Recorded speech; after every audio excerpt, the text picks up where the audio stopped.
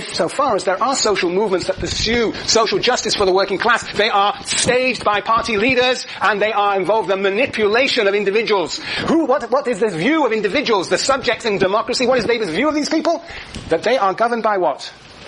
He says they're governed by irrational sentiments.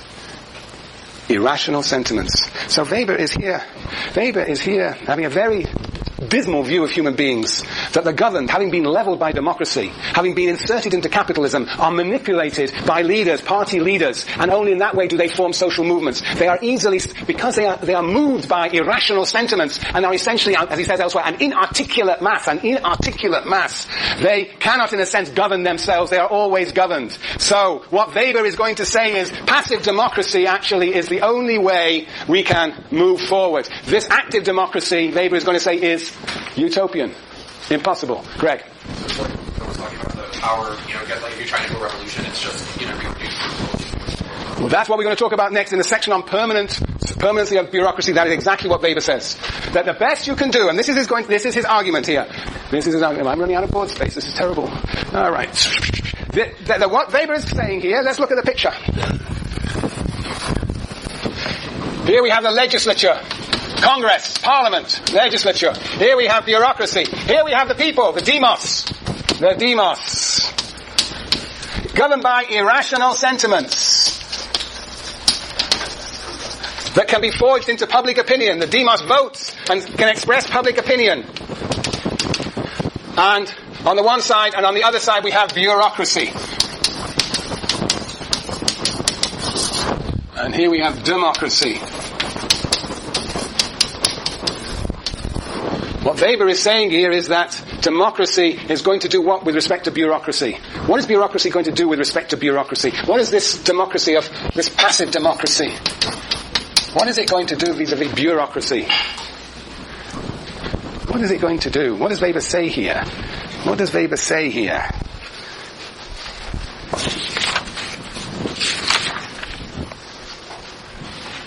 $226. The top of the page, the new paragraph. He says, we must expressly recall at this point that the political concept of democracy deduced from equal rights of the governed includes these postulates. 1. Prevention of the development of a closed group of officials in the interest of universal accessibility of office. And 2. Minimization of the authority of officialdom in the interest of expanding the sphere of influence of public opinion. What is he saying there? That democracy will do what?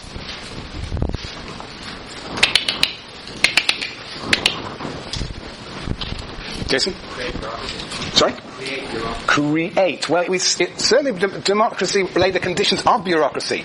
But once bureaucracy is created, then we want to know what democracy is going to do vis-a-vis bureaucracy. And what does he say here? No, it's not created. We must expressly recall the point that the political concept of democracy deduced from equal rights of the governed, that is a passive democracy, what includes postulates, prevents it. What does democracy do, Katie? It prevents bureaucracy from being perfect. Well, it prevents the development of a closed group of officials in the interest of universal accessibility of office.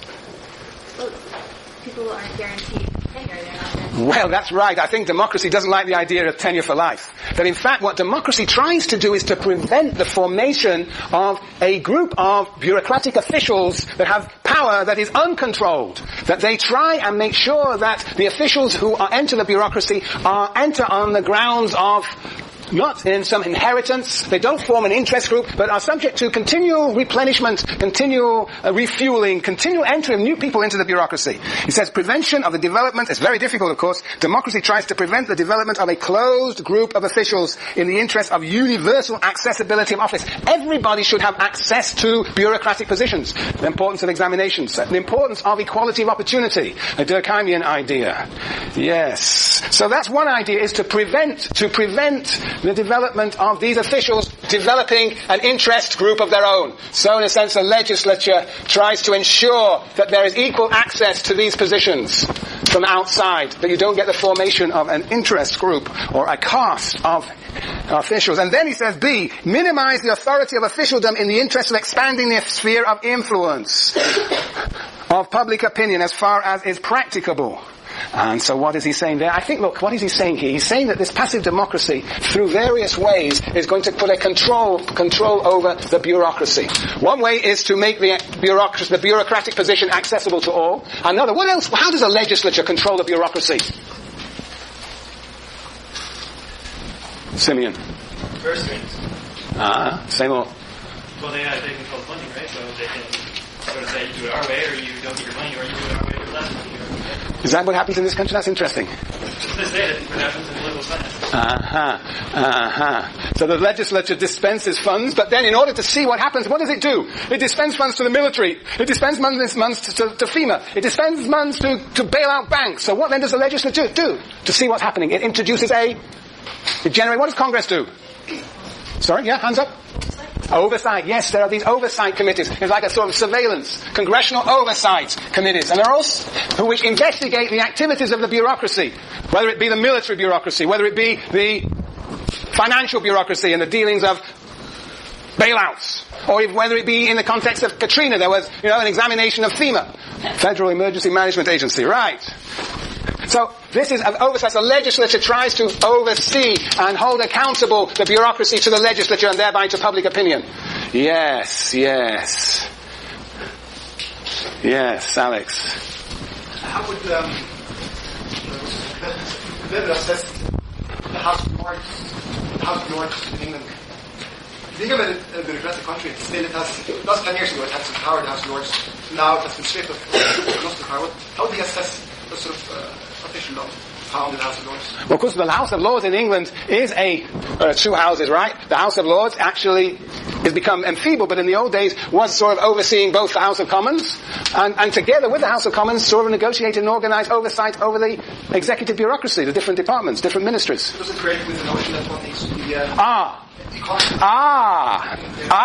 yes, that's right, this antiquated idea. Okay, very good. I see what you're getting at. Yes, the House of Lords was, at one point in time, made up of people who inherited, or were given specific privileges by the Queen, but inherited their status. So in that sense, of course, this legislature itself is not always subject to control from below, not subject to being not representative of people from below. But of course the House of Lords, interestingly, has become more and more powerless, and the House of Commons has become more and more powerful. And so, it is a complicating story which Weber doesn't talk about. Weber actually is very impressed by the legislature in England because it generates leaders. It has a lot of power because it's independent of the bureaucracy. The problem that Weber faced in Germany, as he understood it, was that this bureaucracy was so strong that in fact it was very difficult to control it. And he wanted to actually strengthen the power of the legislature. Yes. Okay, so that's one way. Then what else does Weber say about this? Well, Weber also says that, the power goes both ways. There's a real struggle between this passive democracy trying to oversee the bureaucracy. The bureaucracy itself is made up of credentialed officials. And what does he say they have? What power do these officials have? What power do these officials have? Yes, they have education. But what comes with that education? Yes, they have social status, and so they form sometimes a status group. But what resources do they control, according to Weber? What resources do these officials control? Yes, Harry? Information and knowledge. Very good. They have knowledge, and they engage, and they monopolize the knowledge. Monopoly of knowledge.